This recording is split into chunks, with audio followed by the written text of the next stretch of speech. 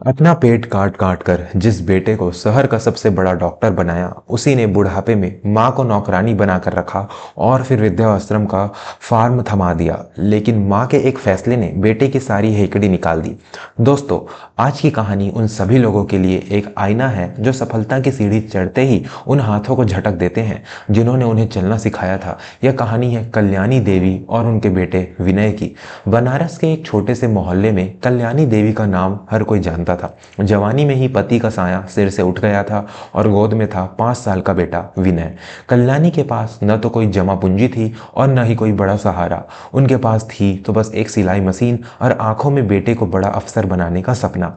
सुबह 4 बजे उठकर लोगों के कपड़े सिलना, फिर घर घर जाकर टिफिन पहुंचाना और रात में अपनी आंखों की नींद जलाकर बेटी की पढ़ाई का ख्याल रखना, यही कल्याणी की जिंदगी बन गई थी। विनय पढ़ने में होशियार था, लेकिन मेडिकल की पढ़ाई का खर्चा उठाना कल्याणी के बस के बाहर था।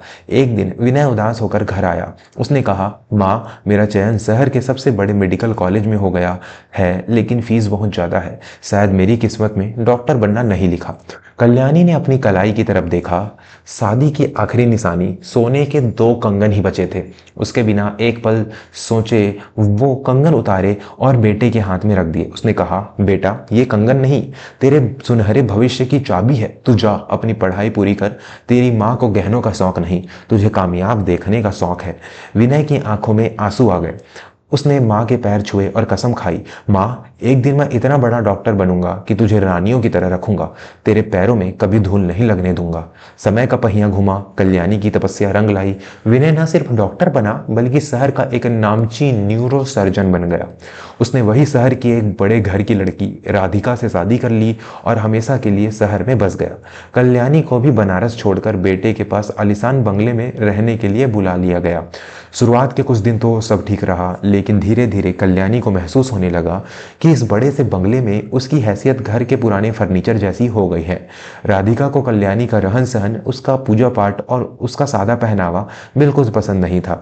एक दिन नाश्ते की मेज पर राधिका ने चिढ़कर कहा, विनय, माँ जी से कहो कि जब मेरे दोस्त घर आए करें तो वो अपने कमरे से बाहर ना निकला करे। कल मेरी किटी पार्टी में इन्होंने पुरानी साड़ी पहनकर सबको नमस्ते करना शुरू कर दिया।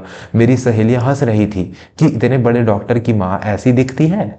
कल्याणी किचन में खड़ी सब सुन रही थी। उसे लगा विनय अपनी पत्नी को डांटेगा, लेकिन विनय ने अखबार पढ़ते हुए बस इतना कहा, राधिका ठीक कह रही है माँ, हमारा स्टेटस अब बदल चुका है। तुम्हें थोड़ा मॉडर्न बनना होगा या फिर मेहमानों के सामने कम आना होगा। कल्याणी के दिल पर जैसे किसी ने पत्थर मार दिया हो। जिस बेटे के लिए उसने अपनी जवानी धूल और धुएं में बिता दी, आज उसे अपने ही माँ में शर्म महसूस हो रही थी। लेकिन माँ का दिल था चुप रह गई। दोस्तों, कहानी में आगे एक ऐसा मोड़ आने वाला है जो आपके रोंगटे खड़े कर देगा। लेकिन उससे पहले, अगर आप भी अपनी माँ से सच्चा प्यार करते हैं और मानते हैं कि माँ का स्थान भगवान से भी ऊपर है, तो अभी इस चैनल को सब्सक्राइब करें और वीडियो को लाइक जरूर करें। आपका एक लाइक माँ के त्याग को सलाम होगा। दिन बीतते गए और कल्याणी का जीवन उस घर में एक बिना वेतन वाली नौकरानी जैसा हो गया। बच्चों को संभालना, राधिका के लिए खाना बनाना और बदले में सिवाय तानों के कुछ ना मिलना। हद तो तब हो गई जब विनय के अस्पताल की 10वीं सालगिरह पर घर में एक बहुत बड़ी पार्टी रखी गई। शहर के बड़े बड़े जज, नेता और बिजनेसमैन आए हुए थे। कल्याणी को सख्त हिदायत थी कि वो अपने कमरे में ही रहे, लेकिन रात को प्यास लगने पर कल्याणी भूलवश बाहर हाल में पानी पीने आ गई। उसके हाथ कांपते थे और गलती से पानी का जग एक महंगे कालीन पर गिर गया। पार्टी में सन्नाटा छा गया। राधिका दौड़कर आई और सबके सामने चिल्लाई, आपसे एक काम भी ढंग से नहीं होता। आपने मेरा लाखों का कारपेट खराब कर दिया। आपको कोने वाले कमरे में रहने को कहा था ना, क्यों आई बाहर आप? कल्याणी सहम गई। उसने विनय की तरफ उम्मीद से देखा कि वो कुछ बोलेगा। विनय अपनी साख बचाने के लिए मेहमानों के सामने मुस्कुराया और बोला, अरे कुछ नहीं, ये हमारी दूर की रिश्तेदार है, थोड़ी बीमार रहती हैं। नौकरों, इन्हें अंदर ले जाओ। दूर की रिश्तेदार? ये शब्द कल्याणी के आप कानों के पिघले हुए शीशे की तरह उतरे। उस रात कल्याणी सो नहीं पाई। अगली सुबह विनय उसके कमरे में आया। उसके हाथ में एक लिफाफा था। विनय ने नजरें चुराते हुए कहा, माँ, राधिका और मैं सोच रहे थे कि तुम यहाँ खुश नहीं हो। शहर का शोर शराबा तुम्हें रास नहीं आ रहा। मैंने शहर के बाहर सुख शांति वृद्धाश्रम में बात की है। वो बहुत अच्छी जगह है। वहाँ तुम्हारे हम उम्र लोग हैं, तुम भजन कीर्तन कर सकोगी। ये वहाँ का फॉर्म है, साइन कर दो, मैं कल तुम्हें छोड़ आऊँगा। कल्याणी ने उस कागज को देखा। उसने रोना धोना नहीं किया, न ही उसने विनय को अपनी कस्में याद दिलाई। उसने एक गहरी सांस ली, पेन उठाया और कागज पर साइन कर दिए। उसने विनय की आंखों में देखकर बस इतना कहा, ठीक है डॉक्टर साहब, अगर आपकी खुशी इसी में है तो मैं चली जाऊंगी, लेकिन याद रखना, जिस माँ ने तुम्हें उंगली पकड़कर चलना सिखाया वो अपना रास्ता खुद भी ढूंढ सकती है। विनय को लगा माँ भावुक हो रही है, वो वहां से चला गया। लेकिन अगली सुबह जब विनय और राधिका सोकर उठे तो कल्याणी का कमरा खाली था। न वो वृद्धाश्रम गई थी और न ही घर पर थी। मेज पर एक चिट्ठी थी, मुझे वृद्धाश्रम की जरूरत नहीं, मैं अपनी जिंदगी अपने शर्तों पर जीऊंगी, मुझे मत ढूंढना। विनय ने थोड़ी बहुत तलाश की, फिर यह सोचकर शांत हो गया कि शायद बनारस वापस चली गई होगी, उसकी बला टली। 3 साल बीत गए। विनय अब और भी अमीर हो गया था, लेकिन घर में शांति नहीं थी। राधिका और उसके बीच झगड़े बढ़ गए थे। बच्चे आया नैनी के भरोसे पल रहे थे। विनय को अक्सर अपनी माँ के हाथ के बने खाने की याद आती, लेकिन अहंकार उसे झुकने नहीं देता था। तभी शहर में एक खबर फैली, अन्नपूर्णा ट्रस्ट नाम की एक संस्था ने तहलका मचा रखा था। वो संस्था पूरे राज्य के अस्पतालों और अनाथालयों में मुफ्त पौष्टिक और सात्विक खाना पहुंचाती थी। उस ट्रस्ट की मालकिन को सरकार की तरफ से समाज रत्न का पुरस्कार दिया जाने वाला था। विनय के अस्पताल को भी इसी ट्रस्ट के साथ एक बड़ा कॉन्ट्रैक्ट साइन करना था, क्योंकि विनय के अस्पताल की कैंटीन की बदनामी हो रही थी और मरीज लगातार शिकायत कर रहे थे। विनय को उस ट्रस्ट की चेयरपर्सन से मिलने के लिए एक बड़े समारोह में जाना पड़ा। वो अपने अस्पताल की साख बचाने के लिए उस कॉन्ट्रैक्ट के लिए बेताब था। समारोह में भारी भीड़ थी। मंच पर नाम पुकारा गया। अब हम मंच पर बुलाना चाहेंगे अन्नपूर्णा ट्रस्ट की संस्थापक, जिन्होंने अपनी मेहनत और मसालों के जादू से हजारों लोगों को नया जीवन दिया है, श्रीमती कल्याणी देवी। नाम सुनते ही विनय के पैरों तले जमीन खिसक गई। उसने सामने देखा, स्टेज पर वही कल्याणी खड़ी थी, लेकिन वो डरी सहमी बुढ़िया नहीं थी। उसने एक गरिमामय सूती साड़ी पहनी थी, आंखों में आत्मविश्वास था और चेहरे पर एक अलग ही तेज था। वही माँ जिसे उसने दूर की रिश्तेदार बताया था, आज शहर की सबसे सम्मानित महिला बन चुकी थी। हुआ यूं था कि घर छोड़ने के बाद कल्याणी एक गुरुद्वारे में सेवा करने लगी थी। वहां उसके हाथ के बने खाने का स्वाद लोगों को इतना भाया कि एक बड़े व्यापारी ने, जो वह माथा टेकने आया था, कल्याणी को एक छोटे टिफिन सेंटर के लिए मदद दी। कल्याणी की मेहनत और ईमानदारी ने उस छोटे से टिफिन सेंटर को एक विशाल ट्रस्ट में बदल दिया था। विनय भीड़ को चीरता हुआ आगे बढ़ा। उसकी आंखों में शर्मिंदगी और पछतावा दोनों थे।